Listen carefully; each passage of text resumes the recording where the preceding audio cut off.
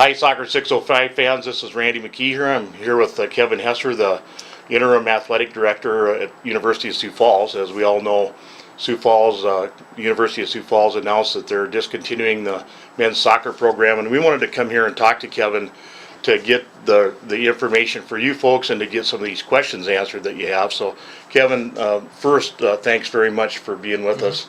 You know, you don't owe us a thing, but yet you're here willing to get on camera and talk to our fans, and I really appreciate that. Well, it's important that people understand the whole picture, and rather than just make assumptions about the announcement that came out, I appreciate the opportunity to discuss it. Well, you know, it's a big story, like we were talking about earlier. I think this is probably the biggest story in soccer in South Dakota this year, and you know, I think I have kind of probably an attachment that a lot of people don't have. My son went to school here, played college here. I've had a lot of my former high school and club players here. As a matter of fact, I have some playing here right now, and so this is something that I mean, the program is something I've been fairly intimate with. So let's just kind of start out with the announcement. Sure. And just kind of let us know, you know, basically what's going on. Yeah. Well, when we stepped out to start the process of going to Division II, we had intentions of keeping men's soccer. We had just built a new field. It was a beautiful field, and we went out full well knowing that the Northern Sun doesn't sponsor men's soccer. But what we did know was that there was 2 other schools that sponsored men's soccer. There was a number of club teams, and there was rumors of another school adding it. So when we went to Division II, we felt wholeheartedly that one day this would become a sponsor sport by the league. In the meantime, we tried to fix it with Band-Aids, basically. The GNAC, or the GNAC, the Great Northwest Athletic Conference, was gracious enough to allow us and Mary in. But with that came the travel. Went to Seattle, went to Idaho, went to British Columbia, Canada.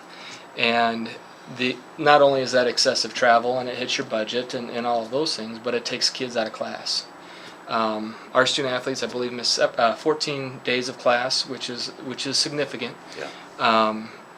And so when we looked at that and we thought, you know, is this really the option that's best for us?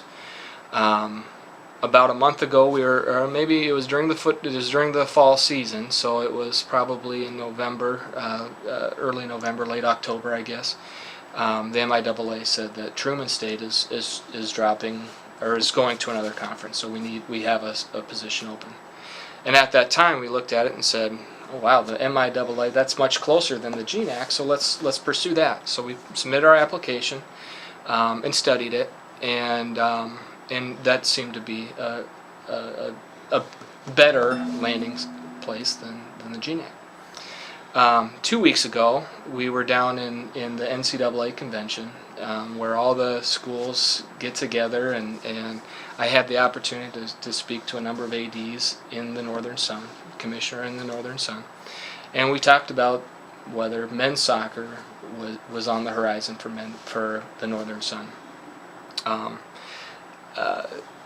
On the last day we were there, I got a call from the MIAA. The presidents had voted, we're in. And at the same time, I'm finding out that there's no future. The future in the Northern Sun is very bleak. And so I came back to the university knowing what I had known. You know, the MIAA accepted us, but at the same time, the future in the Northern Sun doesn't look very good. And because this decision is greater than any one person, it's greater than me, it's greater than our president, it's a university decision. I informed the university that this MIAA, it's an option, but whether it's a long-term option, I don't know. And the Northern Sun doesn't appear to be an option either.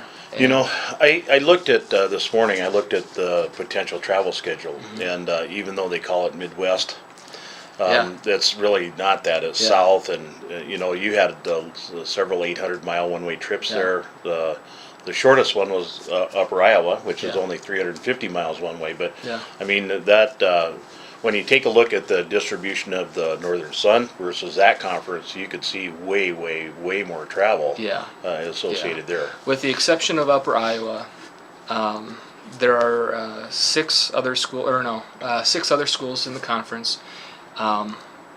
Every one of them but Upper Iowa is over 500 miles away. And we knew that going in. But then the other part of that is the MIAA offers 10 conference games, which is the minimum of the NCAA to host a NCAA sport or men's soccer. The other part of it, philosophically, is if we're going to offer a program, we want to give our student athletes the best opportunity to advance to the postseason. If that's something that's realistic, we want them to have that opportunity. And in order to get the MIAA doesn't have an automatic bid into the postseason. So what we had to do was we were going to have to go out and get non-conference games. So not only are we playing 10 games against a conference we're an outlier in, most of it's over 500 miles, but we're also going to go to Colorado, we're going to go to Illinois and Ohio, and trying to fill out a conference schedule. Now you've got Mary and you've got Mines as well, but those are just 2 games unless you want to play them over and over again. And so really when we looked at it from the travel standpoint of within the conference, and then we tried to build a schedule that could give our student athletes an opportunity to play in the postseason, we kept going back into the same place we were with the GNAC, where it's a heck of a lot of travel and it's a lot of missed class time. Yeah. You know, and that's some of the fallout of all of this, and as I mentioned, that our fans have a lot of questions, and one of the fallout questions of this, when we were talking about students missing class time, how is that comparable, would you say, to basketball and days missed during the basketball season or volleyball? It's a little bit more. I mean, it's not a lot more, but you're taking it. It's all the days that you're missing. I mean, in the MIAA, you're going to look at playing either a Thursday, a Saturday, or a Friday, Sunday, because some of the schools can't play on Sunday. Yeah. So you're looking at missing a Thursday class, which you only have 2. You only have that class twice a week. So if you miss 3 or 4 of those, that's significant course time, and so that's part of it too. And then the other part is we'd be, I have to say, expenses. I mean, because when you start talking about busing to Arkansas, which is the furthest south in the MIAA, and Oklahoma, there's a lot into that. Yeah. And not only that, the student athlete experience is a big part of it too. In addition to not, having a hard time getting into the postseason without those big trips. We're talking about 13 hours on a bus for the long trips, and the short ones are 8. And they're done that. It's hard. So, so having seen that conference versus the Northern Sun, which is all your other sports are in, that makes sense. And what I'm hearing you say, the announcement of going into Mid-America was just that wasn't your timing, it was theirs basically. And I mean, you'd applied, they accepted you, and the announcement came out, and then this probably has been building for a while though, I would guess.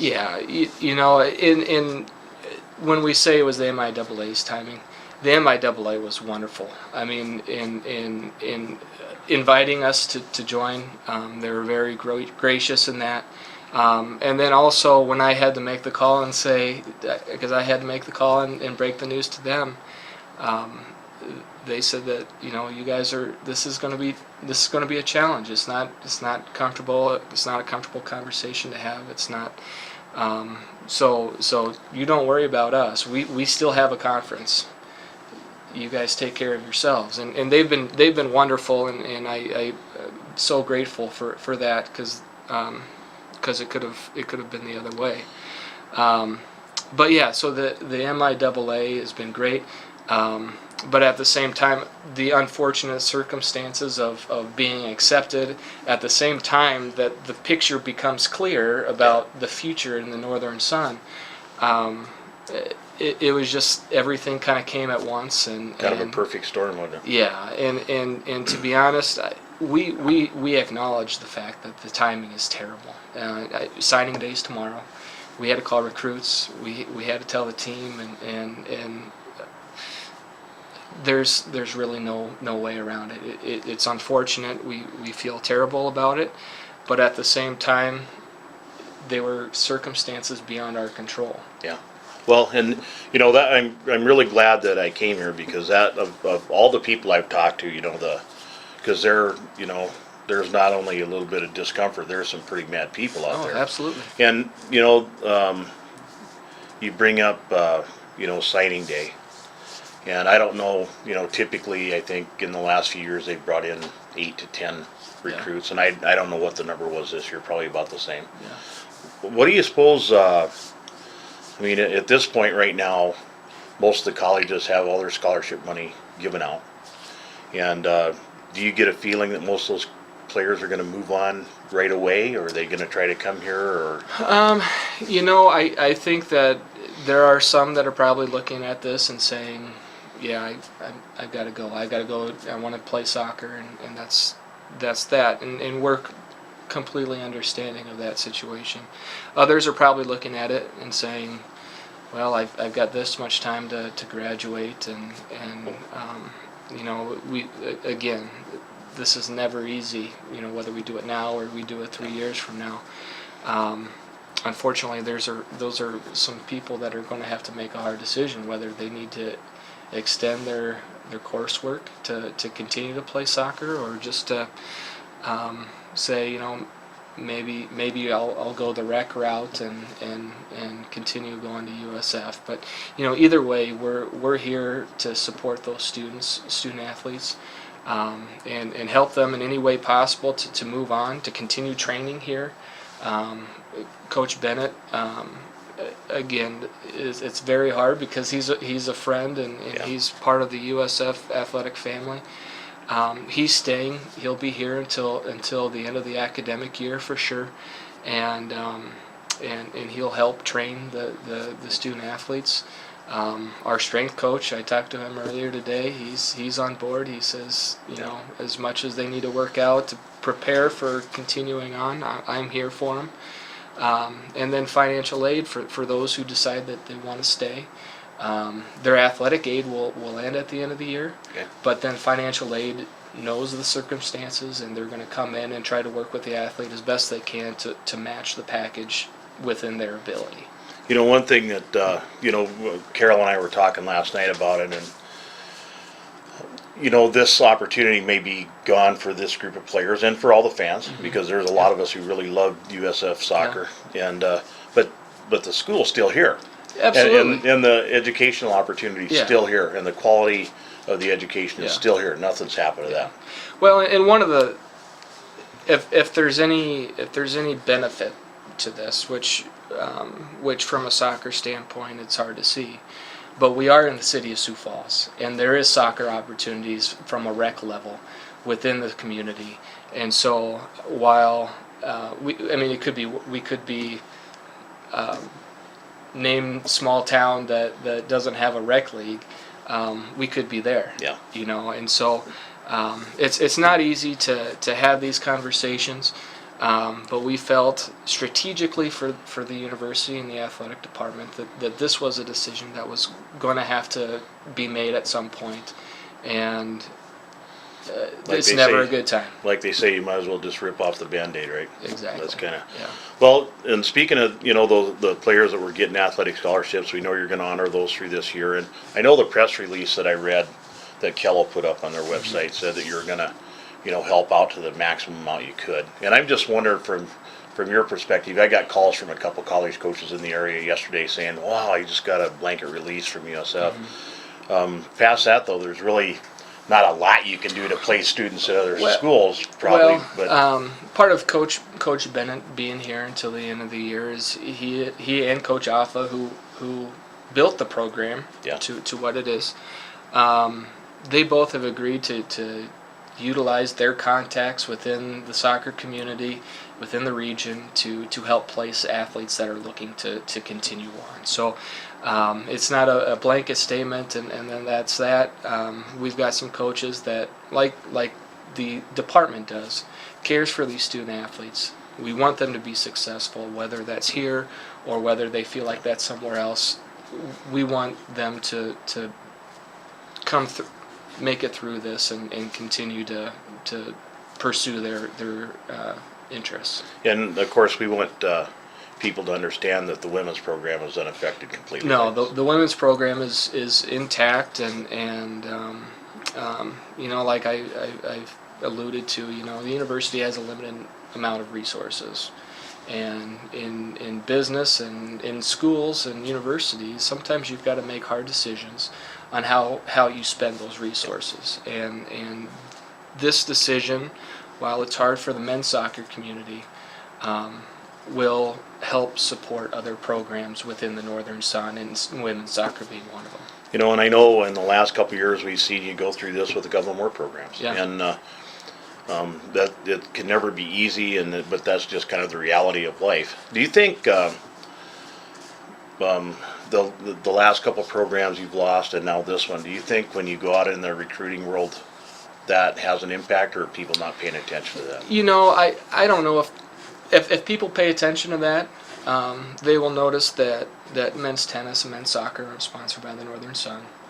And they'll look out at our facility, and I point out my door, and they'll see that there isn't a wrestling room. Yeah. So while it is difficult to make these decisions, they are strategic.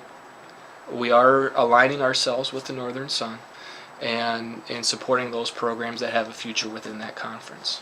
All right. Well, I want to thank you for giving us the opportunity again, Kevin, and for answering my questions very candidly. Mm-hmm. I think I covered about everything that I came here to cover, so Sure. That's really good. So I don't know if there's anything else you'd like to add in closing. Well, other than just the fact that this wasn't a comfortable decision. We care about the soccer players on the team. We care about the coaches involved. We care about the alumni and the boosters, and it's far greater than just a roster on the website. When you have to stand in front of 22 18 to 21 year olds and explain the reasons. It's not an easy conversation, and it's not something that we wanted to do, but strategically it made more sense for us to move in the direction and position ourselves within the Northern Sun than it is to send people out all over the country to continue a program that would continue to do that for the future 5 to 10 years. Yeah. So. Well, and that's the kind of the reality today, though. We're seeing soccer is a very popular and expanding sport. Yeah. So we can probably, I know it's dangerous to assume, but we can probably look down the road, and then someday if Northern Sun does have men's soccer, USF will probably be in there with it, I would guess. Well, we have a great facility for it, and I certainly wouldn't close the window on it. When and if that day comes, then we'll have to evaluate that. Hey, like you already have the patch of grass. All you need is the coach and 11 guys, and you got a team. yeah, absolutely. Well, Kevin, thanks very much for spending time with us. And folks, you heard it here on Soccer 605, and just let us know down the road if we can get any more questions answered for you. We're very happy to be in your service. Thanks.